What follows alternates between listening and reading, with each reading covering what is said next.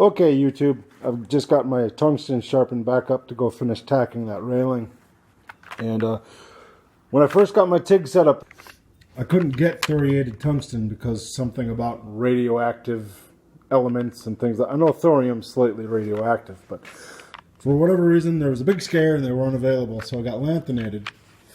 And the other day I was in the store and sure enough, the red ones are back. Both of them will work, but I'm glad to see the red ones are back. Now we're back on location at this ranch project, the railing, and I've got a lot more mocked up than I had before. I've got the little, the stub railing up top marked in or mocked up. And right now I'm putting these rods here on the floor. I'm going to finish putting in these, I guess they'd be horizontal pickets for right here. I've got one more left here, 3 more on that stretch. And after that, I've got to kind of mock in that gate up there and that little opening. Figure out what's going to go on there. And after that, I can rip all this out and weld all of it completely and then take it to paint.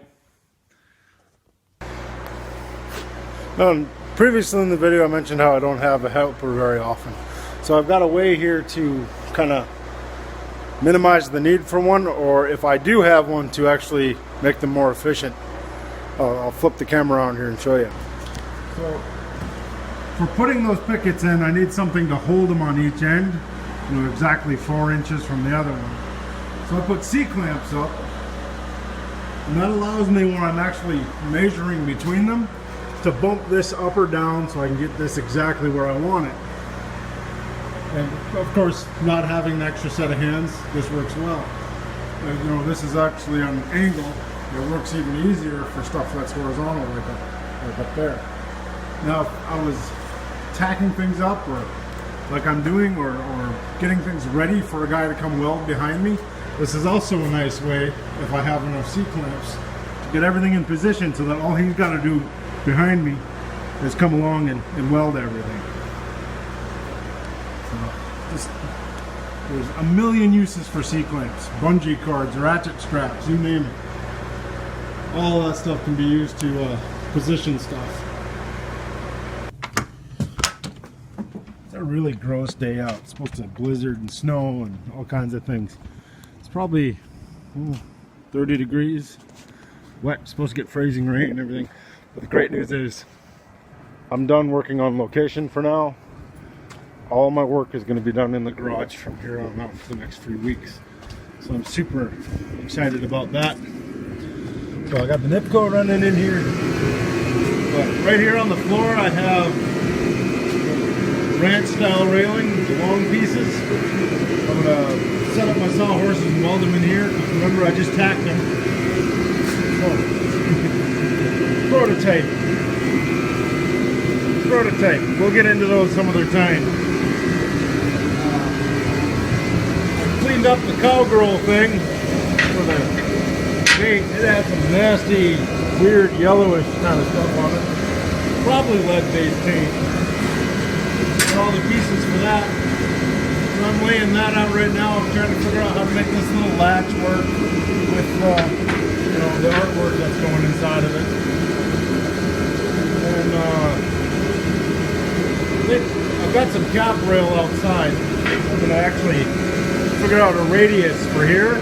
While I've got it clamped to the bench, I'll draw it with a soapstone, and then I'll heat up the cap rail and bend it in an arc, and then I'll bevel these or miter these to fit that arc, and that'll be the top of it.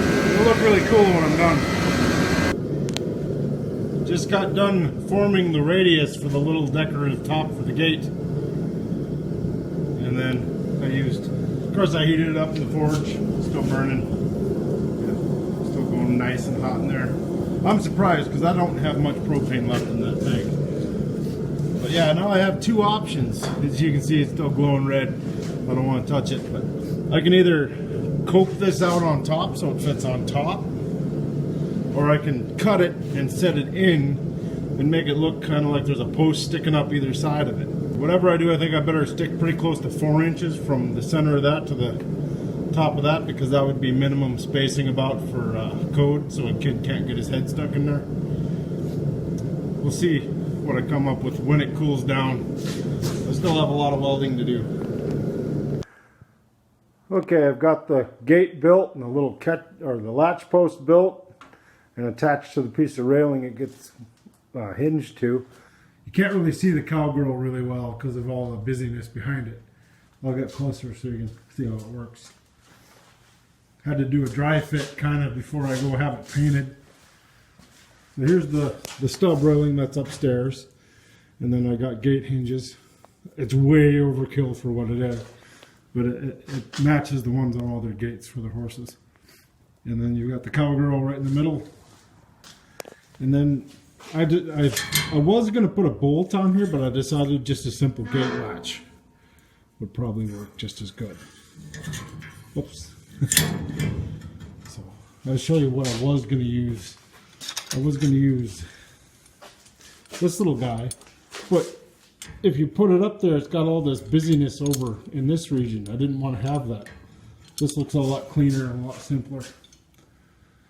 So all it is to qualify for a railing and the up by their loft. You'll see when I do the install, and just to make it to code and then have something interesting so they can get up there.